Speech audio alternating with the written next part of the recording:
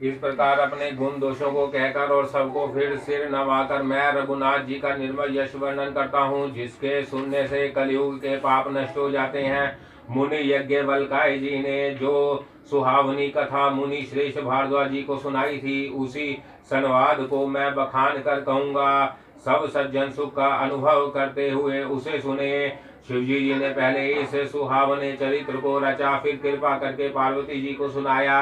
वही चरित्र शिवजी जी ने काकभूषणी जी को राम भक्त और अधिकारी पहचान कर दिया।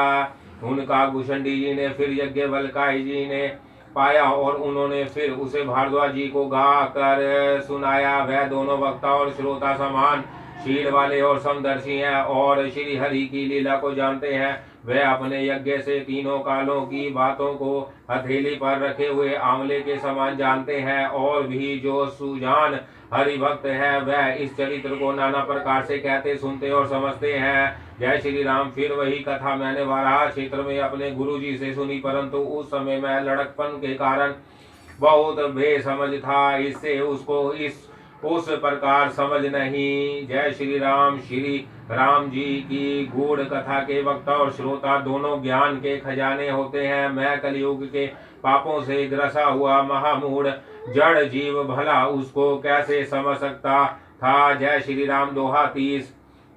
तो भी गुरुजी ने जब बार बार कथा कही तब बुद्धि के अनुसार कुछ समझने आई, वही अब मेरे द्वारा भाषा में रची जाएगी, जिससे मेरे मन को संतोष हो। जैसे कुछ मुझ में बुद्धि और विवेक का बल है, मैं हृदय में श्री हरि की प्रेरणा से उसी के अनुसार कहूँगा। मैं अपने संदेह ज्ञान और भ्रम को हरने वाला कथा रचता हूँ, जो संसार रूपी नदी के पार करने के लिए नाव है। जय श्री राम। राम कथा पंडितों को विश्राम देने वाली, सब मनुष्यों को प्रसन्न करने वाली और कलयुग के पापों का नाश करने वाली है।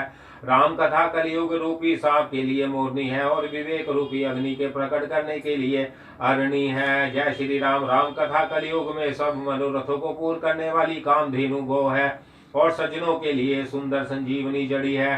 पृथ्वी पर यही अमृत की नदी है, जन्म मरण रूपी भय का नाश करने वाली और भ्रम रूपी मेंढकों को खाने के लिए सर्पनी है। जय श्री राम। यह राम कथा असुरों की सेना के समान नरकों का नाश करने वाली और साधु रूप देवताओं के कुल का हित करने वाली पार्वती है। यह संत समाज रूपी क्षीर समुद्र के लिए लक्ष्मी जी के समान और संपूर्ण विश्व का भार उठाने में अचल पृथ्वी के समान है। जय श्री राम। यमदूतों के मुख पर कालिख लगाने के लिए यह जगत में यमुना जी के समान है और जीवों को मुक्ति देने के लिए मानो काशी ही है। यह श्री राम जी को पवित्र तुलसी के समान प्रिय है और तुलसीदास जी के लिए फूल सी के समान हृदय में हित करने वाली है। जय श्री राम। यह राम कथा शिव जी को नर्मदा जी के प्यार समान प्यारी है। यह सब सिद्धियों की तथा सुख संपत्ति की राशि है। सद्गुण रूपी देवताओं के उत्पत्ति और पालन पोषण करने के लिए माता अदिति के समान है। श्री रघुनाथ जी की भक्ति और प्रेम की परम सीमा सी है। जय श्री राम। तुलसीदास जी कहते हैं कि राम कथा मंदाकिनी नदी है, सुंदर चित्रकूट है और सुंदर स्नेह ही वन में है, जिसमें श्री राम सीताराम जी विहार करते हैं। जय श्री राम। दोहा 31। श्री रामचंद्र जी का चरित्र सुंदर चिंत मणि है और संतों की सुबुद्धि रूपी स्त्री का सुंदर श्रृंगार है। श्री रामचंद्र जी के गुण समूह जगत का कल्याण करने वाले और मुक्ति धर्म और परम धाम के देने वाले हैं।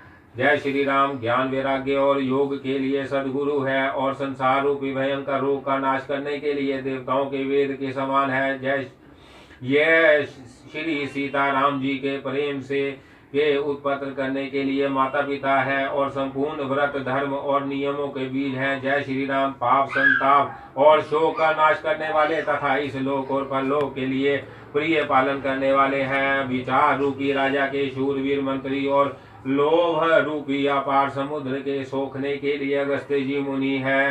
जय श्री राम। भक्तों के मन रूपी वन में बसने वाले काम क्रोध और कलयुग के पाप रूपी हाथियों के मरने के लिए सिंह के बच्चे हैं। शिवजी जी के पूज्य और प्रियतम अतिथि है और दरिद्रता रूपी दवा नल के बुझाने के लिए कामना पूर्ण करने वाले मेघ है। जय श्री राम। विषय रूपी सांप का जहर उतारने के लिए मंत्र और महामणि है। यह ललाट पर लिखे हुए कठिनता से मिटने वाले बुरे लेखों को मिटा देने वाले हैं। अज्ञान रूपी अंधकार के हरण करने के लिए सूर्य किरणों के समान और सेवक रूपी धान के पालन करने में मेघ के समान है। जय श्री राम। मनोवांछित वस्तु देने में श्रेष्ठ कल्प वृक्ष के समान है और सेवा करने में हे हरिहर के समान सुलभ और सुख देने वाले हैं। सुकवि रूपी शरद ऋतु के मन रूपी आकाश को सुशोभित करने के लिए तारागण के समान और श्री राम जी के भक्तों के तो जीवन धन ही है। जय श्री राम। संपूर्ण पुण्यों के फल महान भोगों के समान है। जगत के छल रहित करने में साधु संतों के समान है। सेवकों के मन रूपी मानसरोवरों के लिए हंस के समान और पवित्र करने में गंगा जी की तारंग मालाओं के समान है। जय श्री राम। श्री राम जी के गुणों के समूह कुमार्ग कुतर्क कुचाल और कलयुग के कपट दम्भ और पाखंड के जलाने के लिए वैसे ही है जैसे ईंधन के लिए प्रचंड अग्नि। जय श्री राम। रामचरित्र पूर्णिमा के चंद्रमा को किरणों के समान सभी को सुख देने वाले हैं, परंतु सज्जन रूपी कुमुदिनी और चकोर के चित्त के लिए तो विशेष हितकारी और महान लाभदायक है। जय श्री राम। दोहा 32। जिस प्रकार श्री पार्वती जी ने श्री शिव जी से प्रश्न किया और जिस प्रकार से श्री शिव जी ने विस्तार से उसका उत्तर कहा, वह सब कारण मैं विचित्र कथा की रचना करके गा कर कहूँगा। जय श्री राम। जिसने यह कथा पहले ना सुनी हो वह इसे सुनकर आश्चर्य ना करे। जो ज्ञानी इस विचित्र कथा को सुनते हैं वह यह जानकर आश्चर्य नहीं करते कि संसार में राम कथा की कोई सीमा नहीं है। उनके मन में ऐसा विश्वास रहता है नाना प्रकार से श्री रामचंद्र जी के अवतार हुए हैं और नाना प्रकार से श्री रामचंद्र जी के अवतार हुए हैं और 100 करोड़ तथा अपार रामायण है। कल्प भेद के अनुसार श्री हरि के सुंदर चरित्रों को मुनीश्वरों ने अनेक प्रकार से गाया है। हृदय में ऐसा विचार कर संदेह ना कीजिए और आदर सहित प्रेम से इस कथा को सुनिए। जय श्री राम। श्री रामचंद्र जी अनंत है, उनके गुण भी अनंत है और उनकी कथाओं का विस्तार भी असीम है। अतः जिनके विचार निर्मल है वह इस कथा को सुनकर आश्चर्य नहीं मानेंगे। जय श्री राम। दोहा 33। इस प्रकार सब संदेहों को दूर करके और श्री गुरु जी के चरण कमलों की रज को सिर पर धारण करके मैं पुनः हाथ जोड़कर सबकी विनती करता हूँ जिससे कथा की रचना में कोई दोष स्पर्श ना करने पावे। जय श्री राम। अब मैं आदर पूर्वक श्री शिव जी को सिर नवाकर श्री रामचंद्र जी के गुणों की निर्मल कथा कहता हूँ। श्री हरि के चरणों पर सिर रखकर सन्वतः में इस कथा का आरंभ हुआ था। 1631 चैत्र मास की नवमी तिथि मंगलवार को श्री अयोध्या जी में यह चरित्र प्रकाशित हुआ। जिस दिन श्री राम जी का जन्म होता है वेद कहते हैं कि उस दिन सारे तीर्थ वहां चले आते हैं। जय श्री राम। असुर नाग पक्षी मनुष्य मुनि और देवता सब अयोध्या जी में जो है आकर श्री रघुनाथ जी की सेवा करते हैं। बुद्धिमान लोग जन्म का महोत्सव मनाते हैं और श्री राम जी की सुंदर कीर्ति का गान करते हैं। जय श्री राम। सज्जनों के बहुत से समूह उस दिन श्री सरयुजा जी के पवित्र जल में स्नान करते हैं। हृदय में सुंदर श्याम शरीर श्री रघुनाथ जी का ध्यान करके उनके नाम का जप करते हैं। जय श्री राम।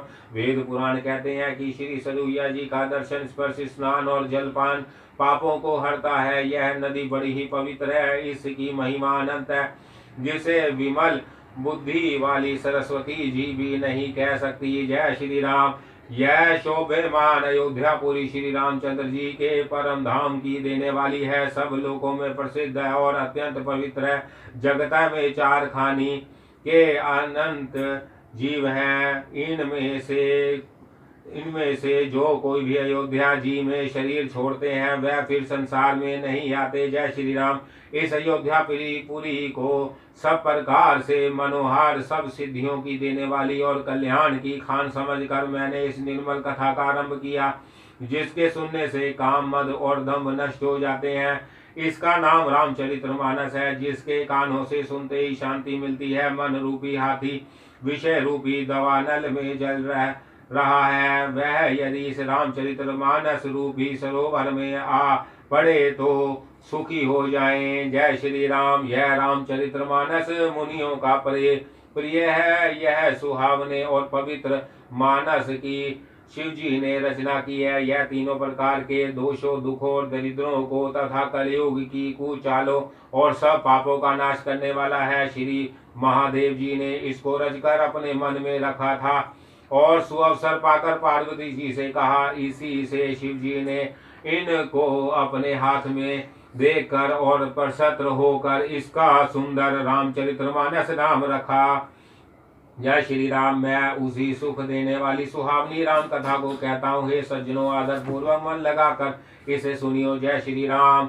यह रामचरित्र मानस जैसा है जिस प्रकार बना है और जिस हेतु से जगत में इसका प्रचार हुआ है, अब वही सब कथा मैं श्री उमा महेश्वर का स्मरण करके कहता हूँ। जय श्री राम। दोहा 34। श्री शिव जी की कृपा से उसके हृदय में सुंदर बुद्धि का विकास हुआ, जिससे यह तुलसीदास श्री रामचंद्र जी मानस कवि हुआ। अपनी बुद्धि के अनुसार तो वह इसे मनोहार ही बनाता है, किंतु फिर भी हे सज्जनों, सुंदर चित्त से सुनकर इसे आप सुधार लीजिए। जय श्री राम। सुंदर भूमि बुद्धि है, हृदय में उसमें गहरा स्थान है, वेद पुराण समुद्र है और साधु संत मेघ है। वह श्री राम जी के सुयश रूपी सुंदर मधुर मनोहर और मंगलकारी जल की वर्षा करते हैं। जय श्री राम। सगुण लीला का जो विस्तार से वर्णन करते हैं, वही राम सुयश रूपी जल की निर्मलता है, जो मल का नाश करती है और जिस प्रेमा भक्ति का वर्णन नहीं किया जा सकता। जय श्री राम। वही इस जल की मधुरता और सुंदर शीतलता है। वह जल सत्कर्म रूपी धान के लिए हितकर है और श्री राम जी के भक्तों का तो जीवन ही है। वह पवित्र जल बुद्धि रूपी पृथ्वी पर गिरा और सिमट कर सुहावने कान रूपी मार्ग से चला और मानस रूपी श्रेष्ठ स्थान में भरकर वही स्थित हो गया। वही पुराना होकर सुंदर, रुचिकर, शीतल और सुखदायी हो गया। जय श्री राम। इस कथा में बुद्धि से विचार कर जो 4 अत्यंत सुंदर और उत्तम संवाद रचे हैं, वही इस पवित्र और सुंदर सरोवर के 4 मनोहर घाट है। जय श्री राम। दोहा 36।